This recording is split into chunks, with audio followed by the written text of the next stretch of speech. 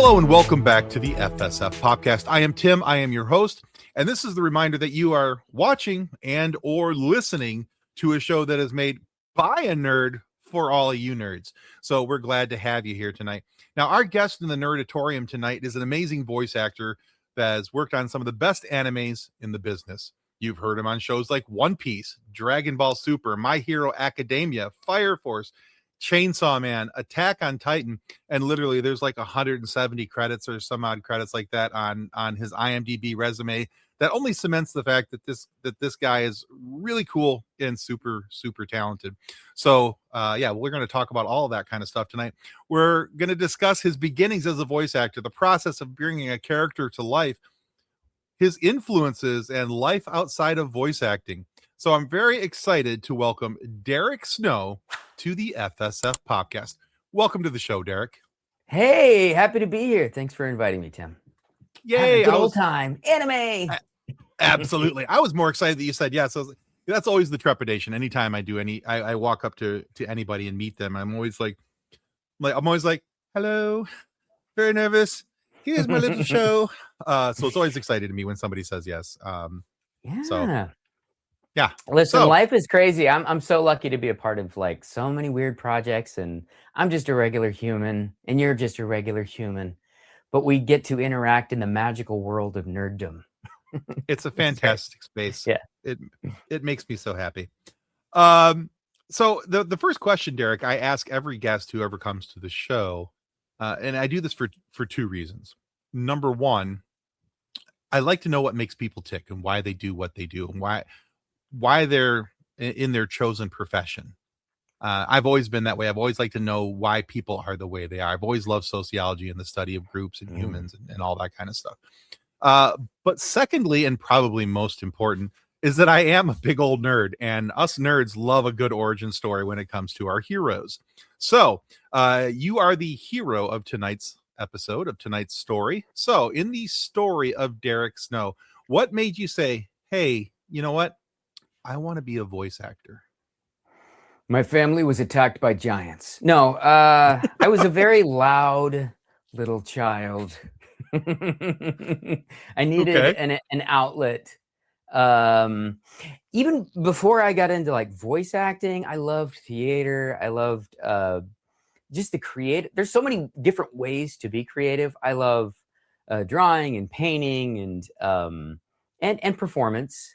My very first show, the very first thing I remember doing was like a school play when I was in maybe kindergarten, like Where the Wild Things Are, and I was the character of like little Max in his funny little outfit. I wouldn't say I was good, but I was very loud, and I didn't let a weird little kid performance stop me. I let that roll on, and no, but really, I mean, I have always sought out a way to find a positive outlet for myself. When I was a little bit after like elementary school, before high school, I was a little bit of a bit of a lost child looking for something to do. I had too much time on my hands.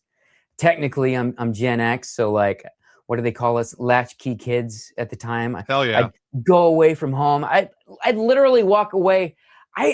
This isn't like everybody, but when I was a kid, I befriended some really bad influences, and I started like hopping trains and doing crazy stuff.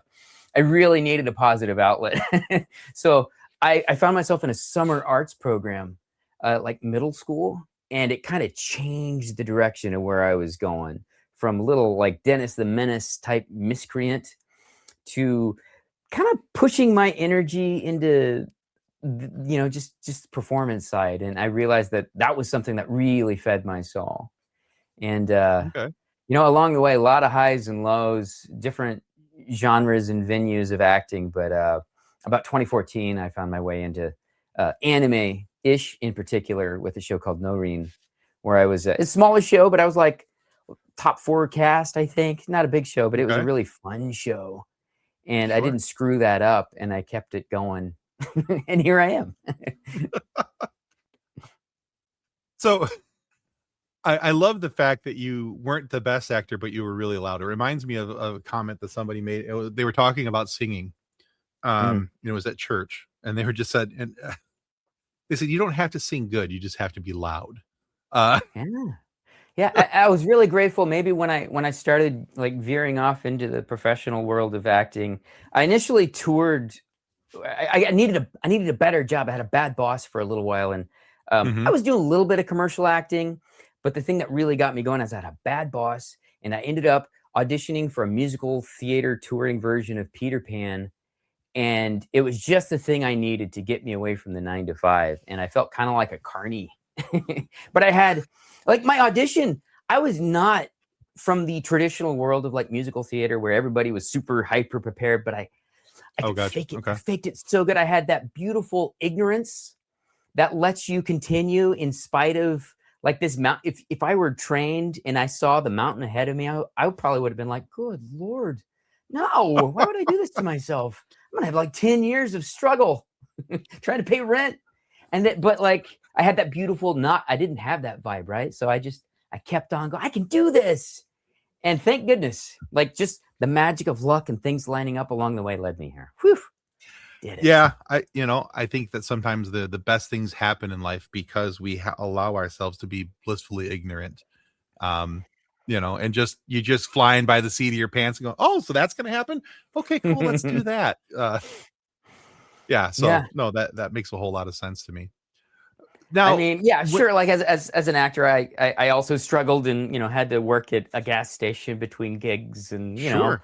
do the things that we had to do. But once I kind of figured out what was working, I stuck hard to that baby. Awesome. Okay. So, like a lot of voice actors that I talk to or have talked to over the years, I mean, they all tell us a very similar story of being the loud child, being the child that was always doing something for attention and acting out, not in a bad way per se, but just if there were skits to be put on in the house, they were the ones doing it. They were, Mm. but then there was also the discussion about uh, their influences and the people that they saw doing it, and they went, boy, I would like to try to do that. Did you ever have that moment where you saw somebody that either heard somebody on a show or something, or watched somebody on a show and said, "Boy, I'd like to kind of do what they're doing." I mean, as a kid, watching TV on the UHF channels, flipping around, I remember watching like what is it? The Bugs Bunny and Yeah. Merry Melodies and all that stuff, and I Hmm. discovered just a little bit of research before the internet of a really cool dude, Mel Blanc. Yeah. And once I realized that he was basically the voice of like 40 characters on one show, I was like, wow, Hmm. that's the dream. I want to do that. But then like in terms of like say anime, I remember watching Princess Mononoke, which is a beautiful, movie that was in the what was it, the 90s? Yeah. And I remember hearing I was always able to kind of pick out actors. I realized, wait, I think that's Billy Bob Thornton in this role. I never thought about him being that character. That is absolutely fascinating. I would Sure. just the idea of voicing something that you don't necessarily look like. And then of course, I feel like everybody, has Mark Hamill in their hearts, but I'm a shorty and I always considered myself like a little Luke Skywalker type.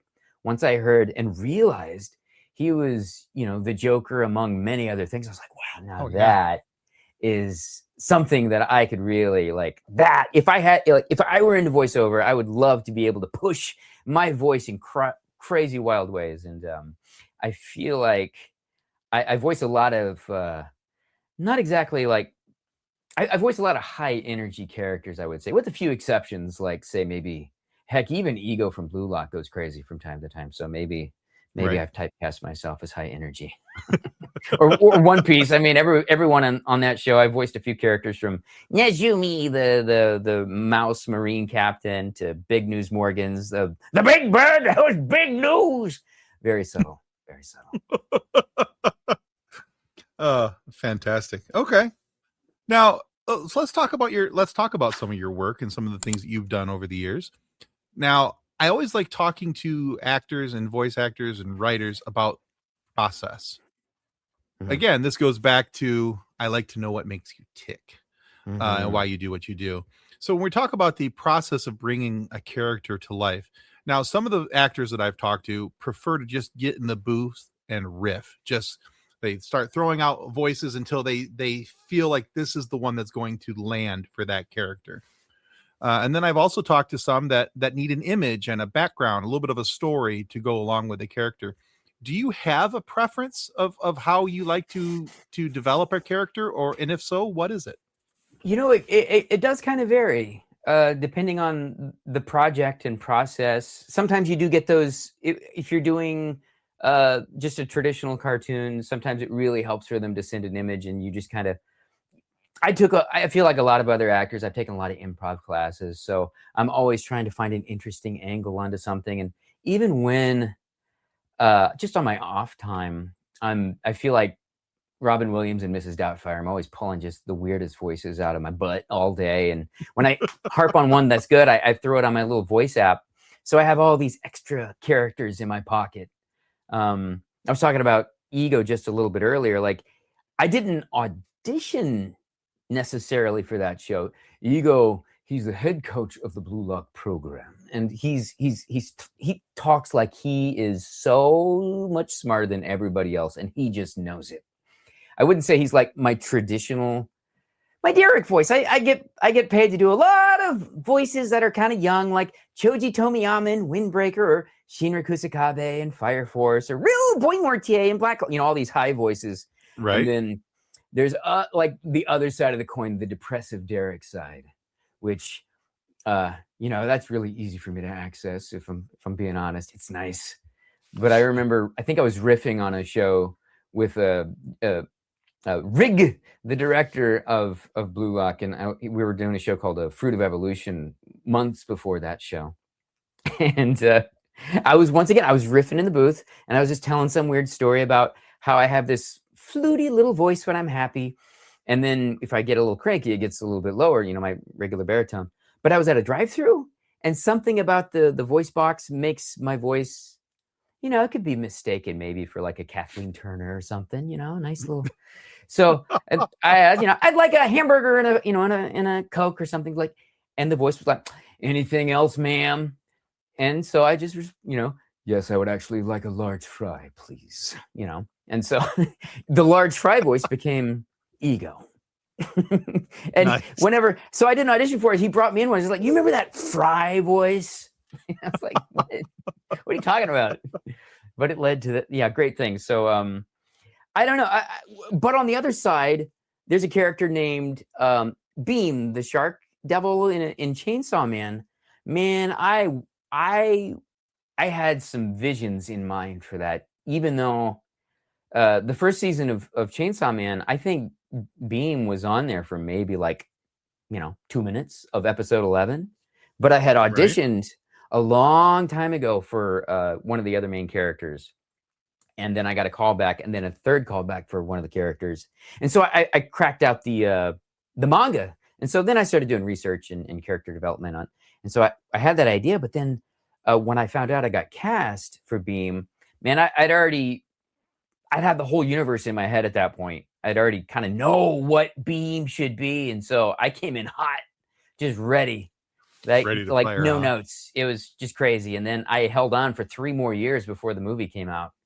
I knew exactly what I was doing for that, or at least I had my ideas. Good to be directed, when the director has some ideas, sure. But I was prepared. And then other times I don't know, you just kind of wing it until something pops up, like you're saying with weird voice, like this guy doesn't sound right. Until it happens. You make the director happy. Except the direction. Yeah, I get that. I remember a couple months back, I sat down with Laurie Steele and we talked about, Krillin and all that kind of stuff. And we were going through some of her roles, and she talked about that whole process. And she's like, I have a process that I like to use. She's like, and sometimes she's like, that just gets thrown out the window because they're like, hey, while you're here, could you also voice this? And like one of it was like for, they wanted to like be a potato, do the voice of a potato and whatever it was. And she's like, But it was pretty funny to listen to her, go through that, what her process was and everything else. You never know what's about to happen. One of my early shows, I mean, there was a show called, kind of a smaller anime called Dance with Devils. And I played a character at the time when I did the audition. It's one of those sexy boys, Japanese singing shows. And so I did musical theater. So I came in for the singing audition, Okay. and the director was like, "Oh, we already have these, but can you bark like a dog? Like the character has a dog. Can you bark?" I was like, "Rawr, rawr, sure." And so I got cast as the dog, but they didn't know in the English dub they didn't see far enough in advance. Like 3 episodes later, this guy's got 4 songs, and he shape shifts and turns into this very beautiful boy, man. And so as soon as I saw that character, I was like, okay, here we go. Yes, and then also barking. And also but for barking. like Dragon Ball Super, that was one of because you never know what you're coming in for. I knew I was booked for the Supreme Kai of the 9th Universe, Ro. So I knew I'd seen a picture of him. So I got that audition, but when I came in, they also had like 3 other characters that we were also recording. So I had to make it unique enough during this tournament of Power Actors. A character besides the Supreme Kai of the 9th Universe, there's also Rabanra. He's this little red buddy with like a big, colored gem on his head, like a treasure troll. And then this transforming thing, Koitsukai, that turns into like, what do you call it? Like basically a transformer. Amazing, magical. Yeah, love it. Okay. So before I jumped in here with you tonight, I was on TikTok, and I was doing a TikTok live, and I was talking to some of the good TikTokians as you do. And I said, okay, well, I've only got a couple more minutes. I got to go do an interview with Derick Snow tonight. And so one of the guys who follows me has actually been on my show before as well. His username is Sub-Ohm Spartan, and he wanted me to ask you this question. And I said, okay, I'll ask Derick that question for you, because it actually ties in kind of pretty closely to the question I just asked you. He said, as a voice actor, what drives you to the job? The story, the plot, or the character? Well, probably character most of all, because as an actor, I have very little choice. Like, I don't have much power in how the story is told. Right.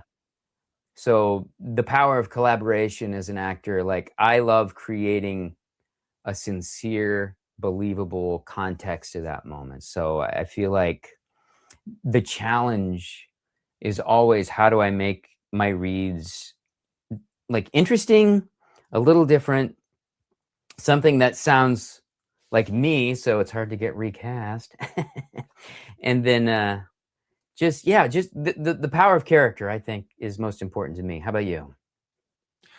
Well, if I were a voice actor, I think that I probably would look at it much the same way, because again, having had an opportunity to talk with so many different actors over the years, like you said, there's very little that you control about the plot, the story, all those things. Yeah, you have your most influence on how you portray the character, and how you would voice the character, and how you would emote that character.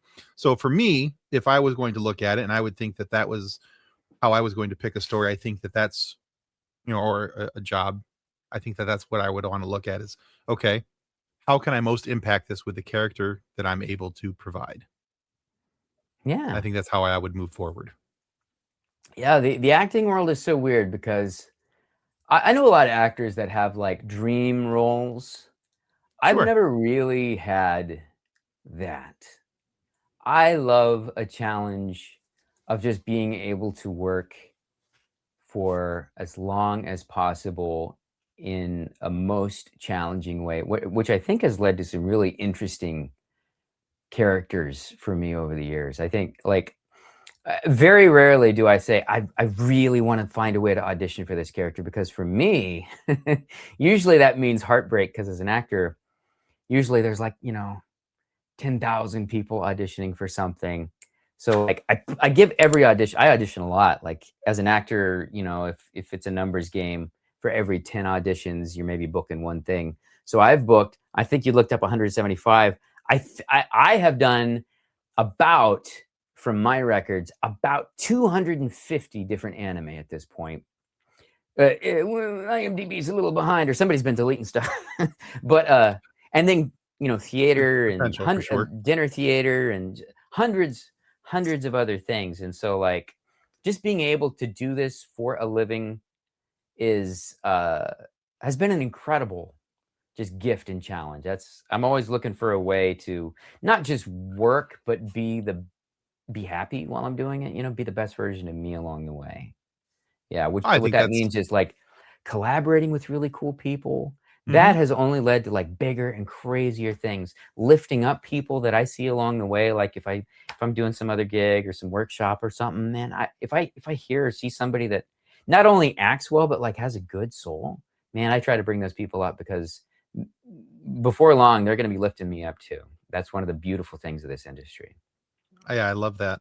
I use the saying very often that the rising tide floats all boats. So if you can lift somebody else up now, there's a good chance they're going to lift you up later. And if you're a jerkmeister, it comes back. Oh, for sure. So I try not to be. For sure. That being a dick always finds a way to bite you right in the butt, right in the rump. I've seen it a lot over my lifetime where you as the good guy, you may not always win the day, but you're going to win some hearts. And I think in the long run, for me, I think that's always more important. I'd rather be known as the good guy than the guy who always won. Now, I'm not here to be an enabler, but yeah, it's good to be a good-hearted human. You get boundaries along the way. You learn one of the weirdest challenges of an actor is learning how to and when to say no in the right ways. Because if you say yes to everything, you end up making poor choices. So you got like the wisdom is when to say no, and also when to, sometimes you got to let people live their lives. But at the same time, like interacting and being a good human has been like the thing I think that has led to my greatest amount of success. So yay. Yeah, that tracks. That makes sense to me. And actually, that's kind of a nice lead into my next question for you. I think it buttons up real nice to it, because and I'll ask it this way, because anime, in my opinion, can always be a little bit over the top in the way it's presented and the way the characters are presented and their use of their powers, their abilities. But really, that's also part of the fun of it, but did you ever have a character that kind of made you go, really? This is where we're going with this one? That's what we're gonna do? And how did you work your way around that? Well, I mean, sometimes you just look, if there's something particularly wacky, sometimes you just go, oh, anime. I was talking about that wacky fruit of evolution. I voiced this, I can't even remember his name, but he was like a horny old wizard. And it's great. So there's like, I'm going to, he's very serious. And then he gets randomly horny and blood flies out his nose. And you go, oh, anime, what is this? This is great. It's funny. Some shows are almost like cartoons. And then I think the beauty of anime is the vast, sure, there are shonen, and big, like slice of life stuff. But there's so many different genres of storytelling that can be told in the manga anime format. One of my favorite shows was almost the opposite of big heightened stuff. A show called, once again, kind of a smaller, I'm the lead in lots of tiny shows and a couple of big ones. A great show called Sunny Boy. I voiced a character named Nagara, where he was I love it, a depressive.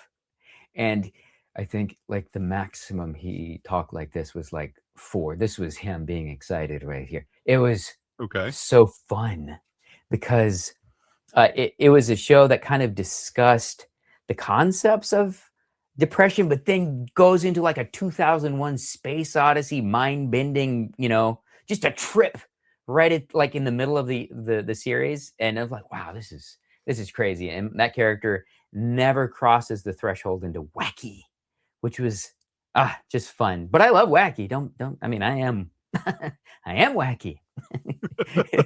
But yeah, on those things you just kind of oh, anime. Yeah. I don't every opportunity to be weird, I feel like I get called in for those, so I'll take it. Okay. I I think that actually might be one of my, because I've asked that question before to a couple different actors, but I think that might actually be my favorite response. Oh, anime. So, Yeah. Yeah, uh, I mean, because it's it just amazing how characters can veer from like I love the little chibi side of like a really serious show. Like there's a great show called Windbreaker where I voiced a character named Choji Tomiyama, and he's like manic and he gets a depression arc. But then like randomly in the middle of it, and this isn't an anime, but he's like, let's have sushi, and I'm like, I love it. How manic of him. That's very me. yeah, yeah. I can relate. Actually, and kind of realistic too for a lot of people who, if you're Mhm. dealing with depression, Yeah, Protex can't be depressed all the time. yeah, you got to have some sushi in there and make you Yeah. smile. So, all right. Now, like I said, and you mentioned IMDb might be a little bit behind. I always call IMDb the wiki of the entertainment world, because it's amazing. I'm so how grateful for all the amazing, like, smarter people than me that add all those credits because they enable me, and I'm very grateful. absolutely.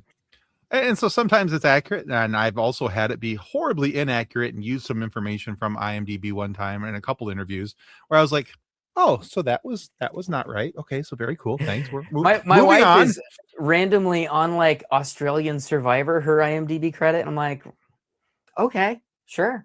Cool. Just some weird things got crossed. One never knows. It's just the power of humans.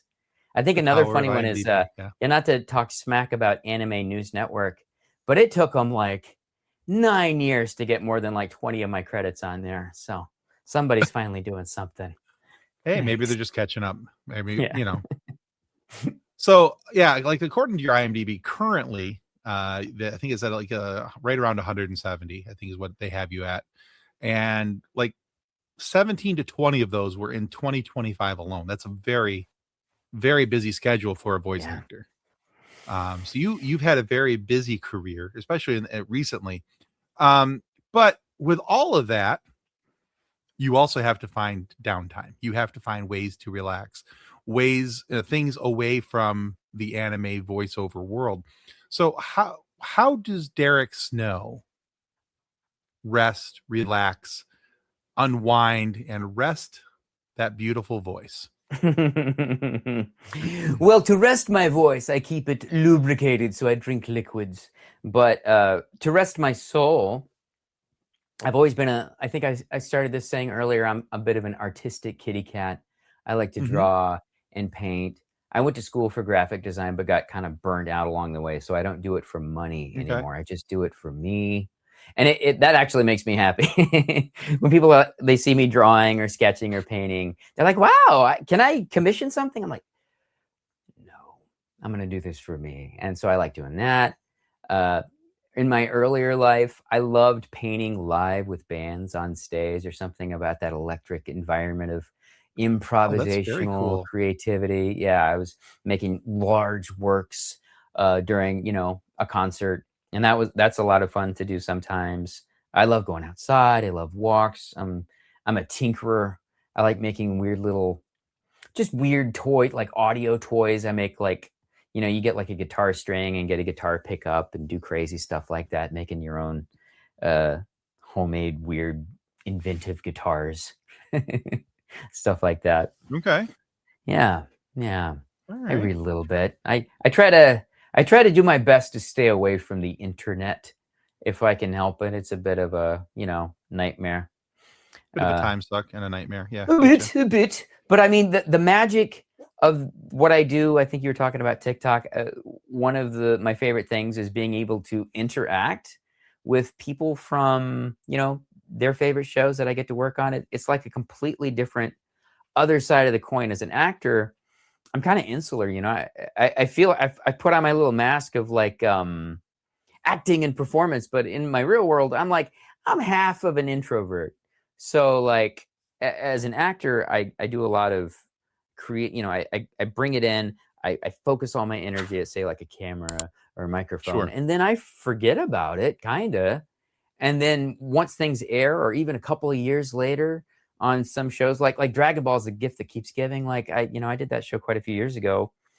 Uh, like the character, I still pop on for tiny characters, but like it's amazing interacting with people, and so it's almost like a hobby. I love doing like the weird little magical world of conventions and hanging out with Hmm. people, talking about stuff. They know way more about these shows than I do, so like Right. it's absolutely amazing to like that's kind of where I learn some of my character lines because they tell it back to me, and it's amazing, like, to see Oh, people, I like, said that. dressed up Okay, as cool. characters, and my improv starts kicking in, and I start having fun with them, and it's just, like, a great way to burn through a weekend of just hanging out with amazing, weird people, which is like me. Fantastic. All Yeah. right. I have to go deeper into one of your answers here just because I am really kind of curious because I love live music and I've never thought or seen anybody paint during. So like were you like on the stage with the band and like like or were you off to the side or how'd that work? Because It varied, so very in curious. a different part of my life before I just like, I'm acting. I was doing a little audio production side, but also painting, and in where I grew up, Tulsa, Oklahoma, there are some really great bands. It's a really interesting like musical city, surprisingly. Yeah. Uh, so there's a lot of really cool small, medium-sized venues, which is great, and they had a lot of music festivals. So I would hook up with like several bands, and they'd have like a nice little wing of the stage just for my gigantic 6 feet work, and I'd make something completely inspired by that music. So I'd maybe have my colors picked out, and maybe a little bit. It wasn't just abstract. I love, in general, like, I generally did, like, naturistic settings or the ocean or kinda Okay. like some of the symbols that came out of whatever the band Yeah. was creating at that moment. So, uh, and I did it for so long, it became quite easy. Like, it was amazing that I could and I went to schools also doing, like somebody would be reading a short story, and then I'd do, like, a version of, say, for example, like, The Grinch. I'd do a Hmm. big, weird, like, 25-minute version of a painting, like 6 feet tall. The more you do it, it's like anything. It's like riding a bike. The more you do it, the better you get. So I was it's a really fun outlet of, doing that creative side. Yeah. That the concept for me because is really cool. I can't paint. I can't even draw. So that whole thing is extremely foreign to me. But I love live music and I love seeing live music and the idea of seeing somebody create something because of the inspiration of the environment to me Mhm. is a very very cool idea. Yeah, And depending on the band, it's the perfect mood. I don't know if I've ever done it for, like, a death metal band. That would be fascinating. Like here folk is my music. depressive Yeah. art. So Yeah, uh yeah, perfect. At the end of a death metal, I'd have to, like, jump through the canvas and, like, burn it on fire. Not for right, sale. love it. All right. So I also have this question again, going back to the what makes you tick, and I call it suggestion time because again, I like to know what you're doing now or what you're thinking and looking at now that helps you be you. So, what are you reading or listening to that you think everybody else should know about? Oh my goodness. I mean, I I I I listen to a lot of audiobooks, but I feel like sometimes it's for work because it's amazing as a voice actor. You think we're Yeah. just like, oh, we're anime voice. I do a lot of work. I don't like to have it all mingled together. So some of my books, I voice some spicier romance novels secretly. Noise. Yeah, if you listen hard enough. But so like in terms of what I'm listening to, I love depressive music. I listen to a lot of like Radiohead and Iron and Wine and Nick Oh yeah. Drake and uh, so like that good stuff is always on. If there's a band that nobody's ever heard of, that I would like the world to understand. Ooh, there's a fun one. I just got their LP from. There's a Smashing Pumpkins. They have an independent label, Billy Corgan. They released with another band called Autumn Shade.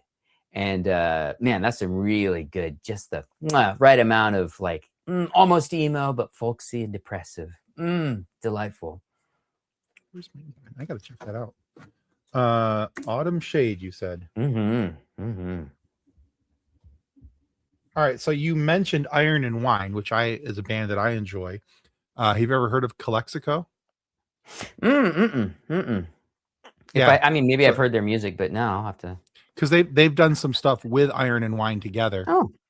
But yeah, you might want to check them out. Very, very cool. Very similar to Iron and Wine. So yeah, you might want to check them out. Yeah, I can listen to that and Postal Service and Decemberists. I love all that weirdly, slightly. The new pornographers. Yeah, that's great stuff too. Yeah, very cool. All right. Excellent. All right, Derick, we have hit a point in this conversation where I believe it is now time to ask you what I call our silly question. So it's not all that silly. I just like to call it silly. Now I have to build you a bit of a clock to tell you the time on this one because it's just part of the deal. So this question originates because one of our team members here, Kathleen, she was out and about in town with her daughter, and I forget in this part of the story where exactly they were, but somebody asked her daughter this question, but not Kathleen. And Kathleen was like, well, how rude. You should never age out of this question. So that question is, Derick Snow, what's your favorite dinosaur? Ooh. Oh my goodness. I mean, when I do drawings, I tend to draw the funny little Tyrannosaurus Rex because of his goofy little arms. But if I were a dinosaur, I would want to fly. So probably pterodactyl. His arms aren't goofy enough, but yeah. Yeah. Okay. I know. Yeah, those are basic dinosaurs. I understand. A fun dinosaur sounding name is plesiosaur. There you go. I'm a I don't know what that looks like, so but yeah. The plesiosaurus. Yes. All right. Excellent. All right. Well, Derick, thank you so much for being on the FSF podcast today. Where can our listeners and or viewers, whichever side they're on, go to find out more about you, your work, and whatever you've got coming up next? Well, my name is hard to spell. Derick, Derick. If you can vaguely remember that, Google, I'm famous enough, thank God, if you misspell Derick, the Derick Snow, you still find me. DerickSnow.com. I'm on the X Twitter. I'm on Insta. I'm on, my favorite weird one is TikTok because I think I'm the weirdest. That's my weirdest platform where I'm the goofiest. And yeah, I've got, conventions almost every weekend because, I mean, I just love reaching out to the world. I'm going to, let's see, I think in March, I'm going to Bangor, Maine. In February, I'm going to San Antonio for Valentine's Day. There's always something. I'm going to Manchester, England in a couple of months. Like, life is crazy. Very cool. I love traveling. It's the dream. That's fantastic. If you just scream loud enough, maybe I'll hear you. Very good. Or I'll make sure that we put some links to your socials down below, and and make sure that people can be able to find you, follow you, in not a stalkery type way. That seems we'll odd. See. But we'll see. We'll see what happens. But we'll make sure we put those down in the show notes down below so that people can find out more about Derick Snow. Now, guys, this also seems like a prime time to remind you that if you are not following the FSF podcast on YouTube, that's like the most important free thing that you can do today. It'll cost you $0, £0, 0 yens, whatever monetary system that you are listening to us from. It is going to cost you 0 of them. So please give our show a like, a follow, whatever you want to call it, a subscription, whatever. It's a free subscription, so it doesn't cost you anything. But doing that helps us ensure that we get more amazing guests like Derick Snow here to have these conversations like you just listened to. So please consider following the show. Pretty please. I'm begging. I could be on my knees. You don't know. I might be, but give us a follow. It helps more than you know. And be sure to check out Derick's work as well. You can find him on all his socials, and we'll put an IMDb link in there as well, so people can see all the shows that you have lent your voice to. So, on behalf of Derick Snow, thank you everyone for listening and or watching the FSF podcast, and may the force be with you as you continue to live long and prosper. Goodbye. Copyright 2026 FSF Podcast. Reference to any specific product or entity mentioned on this podcast does not constitute an endorsement or recommendation by FSF Podcast. The views expressed by guests are their own, and their appearance on the program does not imply an endorsement of them or any entity they represent. If you have any questions about this disclaimer, please contact us via email at info@fsfpodcast.com.